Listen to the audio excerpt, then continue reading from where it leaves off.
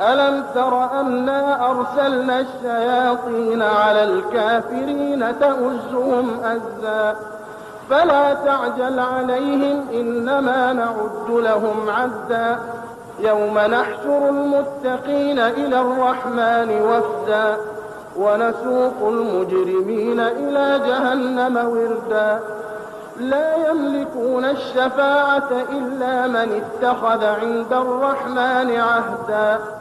وقالوا اتخذ الرحمن ولدا لقد جئتم شيئا إدا تكاد السماوات يتفطرن منه وتنشق الأرض وتخر الجبال